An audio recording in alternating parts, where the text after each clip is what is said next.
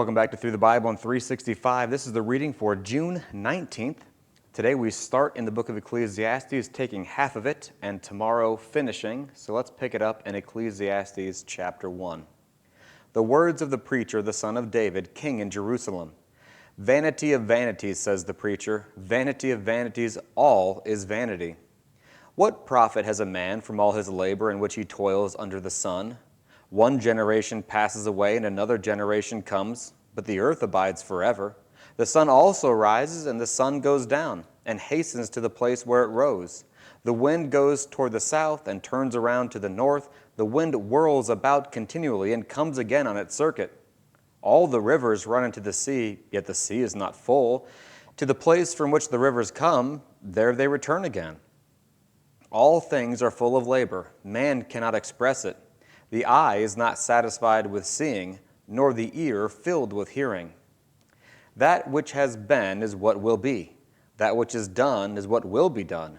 And there is nothing new under the sun. Is there anything of which it may be said, "See, this is new"? It has already been in ancient times before us. There is no remembrance of former things, nor will there be any remembrance of things that are to come by those who will come after.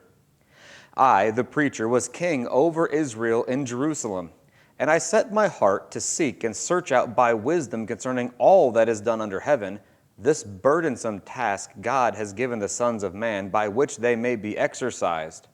I have seen all the works that are done under the sun, and indeed all is vanity and grasping for the wind. What is crooked cannot be made straight, and what is lacking cannot be numbered. I communed with my heart, saying, "Look, I have attained greatness, and have gained more wisdom than all who were before me in Jerusalem. My heart has understood great wisdom and knowledge, and I set my heart to know wisdom and to know madness and folly. I perceived that this also is grasping for the wind. For in much wisdom is much grief, and he who increases knowledge increases sorrow." Chapter 2. I said in my heart, "Come now, I will test you with mirth. Therefore enjoy pleasure." But surely this also was vanity. I said of laughter, madness, and of mirth, what does it accomplish? I searched my heart how to gratify my flesh with wine, with guiding my heart with wisdom, and how to lay hold on folly, till I might see what was good for the sons of men to do under heaven all the days of their life. I made my works great. I built myself houses and planted myself vineyards. I made myself gardens and orchards, and I planted all kinds of fruit trees in them. I made myself water pools from which to water the growing trees of the grove. I acquired male and female servants and had servants born in my house. Yes, I had greater possessions of herds and flocks than all who were in Jerusalem before me. I also gathered for myself silver and gold and special treasures of kings of the provinces. I acquired male and female singers, the delights of the sons of men, and musical instruments of all kinds. So I became great and excelled more than all who were in Jerusalem before me. Also my wisdom remained with me. Whatever my eyes desired, I did not keep from them.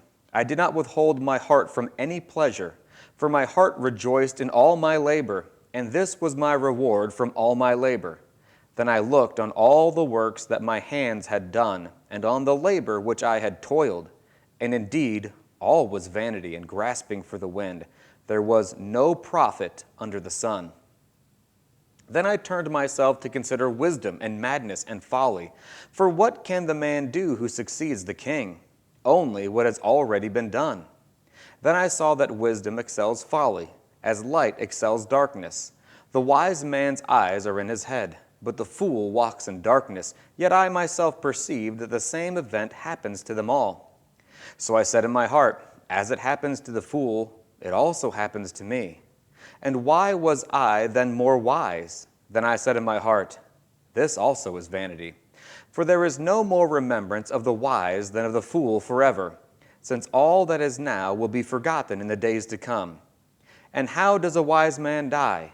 As the fool. Therefore, I hated life because of the work that was done under the sun was distressing to me. For all is vanity and grasping for the wind.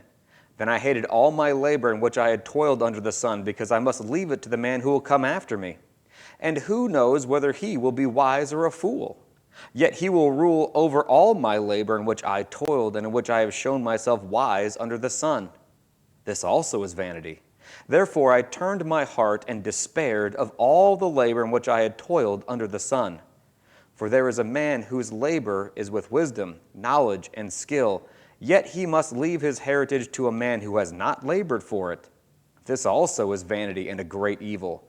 For what has man for all his labor, and for the striving of his heart with which he has toiled under the sun? For all his days are sorrowful, and his work burdensome. Even in the night his heart takes no rest. This also is vanity. Nothing is better for a man than that he should eat and drink, and that his soul should enjoy good in his labor. This also I saw was from the hand of God. For who can eat, or who can have enjoyment more than I? For God gives wisdom and knowledge and joy to a man who is good in his sight. But to the sinner he gives the work of gathering and collecting, that he may give to him who is good before God. This also is vanity and grasping for the wind. Chapter 3. To everything there is a season, a time for every purpose under heaven, a time to be born and a time to die, a time to plant and a time to pluck what is planted, a time to kill and a time to heal, a time to break down and a time to build up, a time to weep and a time to laugh, a time to mourn and a time to dance, a time to cast away stones and a time to gather stones, a time to embrace and a time to refrain from embracing, a time to gain and a time to lose, a time to keep and a time to throw away, a time to tear and a time to sow, a time to keep silence and a time to speak, a time to love and a time to hate, a time of war and a time of peace. What profit has the worker from that in which he labors? I have seen the God-given task with which the sons of men are to be occupied. He has made everything beautiful in its time. Also, he has put eternity in their hearts, except that no one can find out the work that God does from beginning to end. I know that nothing is better for them to rejoice and to do good in their lives, and also that every man should eat and drink and enjoy the good of all his labor.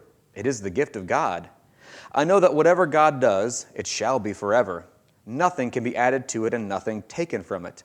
God does it, that men should fear before him. That which is has already been, and what is to be has already been. And God requires an account of what is past. Moreover, I saw under the sun, in the place of judgment wickedness was there, and in the place of righteousness iniquity was there. I said in my heart, God shall judge the righteous and the wicked, for there is a time there for every purpose and for every work. I said in my heart, concerning the condition of the sons of men, God tests them, that they may see that they themselves are like animals. For what happens to the sons of men also happens to animals. One thing befalls them. As one dies, so dies the other. Surely they all have one breath. Man has no advantage over animals, for all is vanity. All go to one place, all are from the dust, and all return to the dust. Who knows the spirit of the sons of men, which goes upward, and the spirit of the animal, which goes down to the earth? So I perceived that nothing is better than that a man should rejoice in his own work, for that is his heritage. For who can bring him to see what will happen after him? Chapter 4.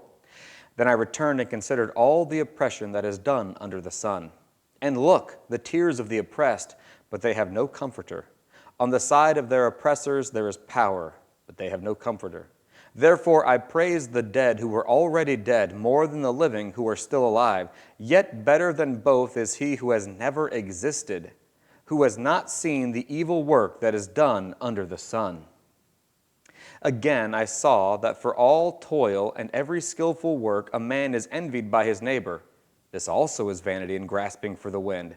The fool folds his hand and consumes his own flesh. Better a handful with quietness than both hands full together with toil and grasping for the wind. Then I returned and I saw vanity under the sun. There is one alone without companion. He has neither son nor brother, yet there is no end to all his labors, nor is his eye satisfied with riches. But he never asks, for whom do I toil and deprive myself of good?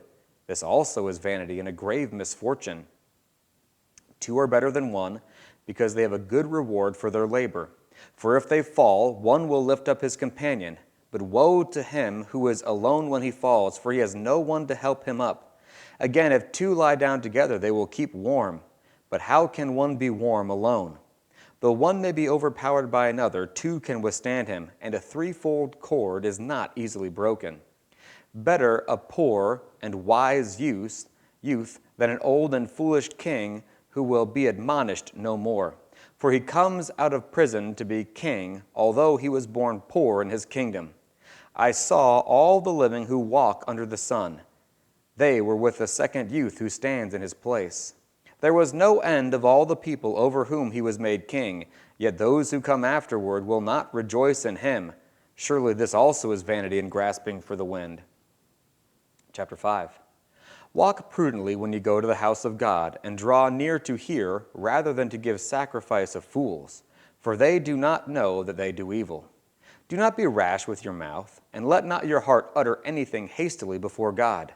For God is in heaven, and you on earth. Therefore let your words be few. For a dream comes through much activity, and a fool's voice is known by his many words. When you have made a vow to God, do not delay to pay it, for he has no pleasure in fools. Pay what you have vowed. Better not to vow than to vow and not pay. Do not let your mouth cause your flesh to sin, nor say before the messenger of God that it was an error. Why should God be angry at your excuse and destroy the work of your hands? For in the multitude of dreams and many words there also is vanity. But fear God.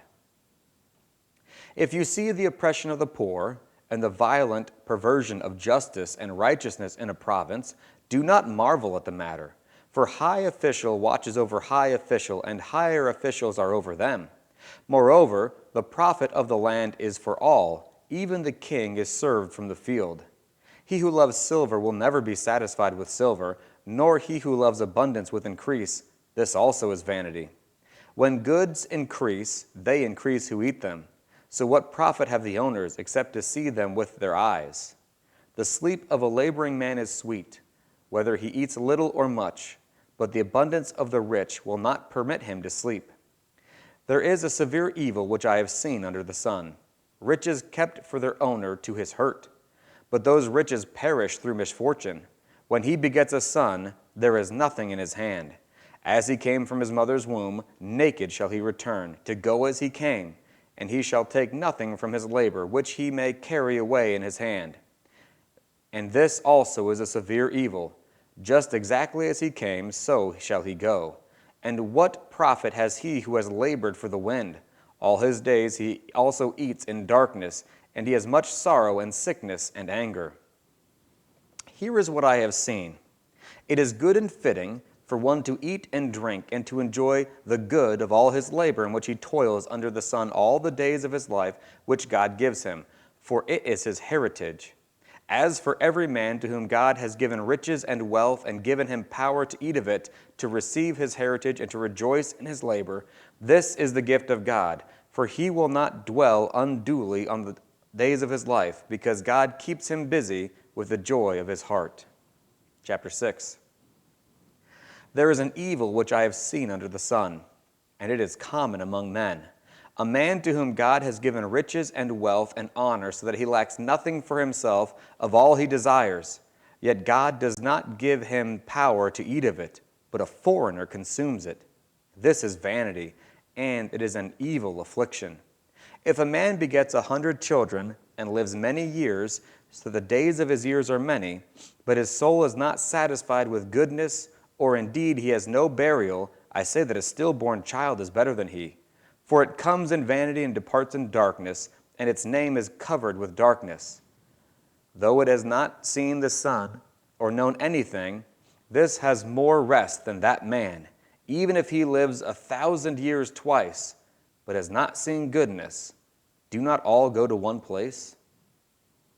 All the labor of man is for his mouth, and yet the soul is not satisfied.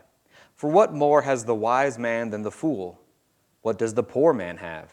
Who knows how to walk before the living? Better is the sight of the eyes than the wandering of desire. This also is vanity and grasping for the wind. Whatever one is, he has been named already. For it is known that he is man, and he cannot contend with him who is mightier than he. Since there are many things that increase vanity, how is man the better? For who knows what is good for man in life? All the days of his life are vain, which passes like a shadow. Who can tell a man what will happen after him under the sun?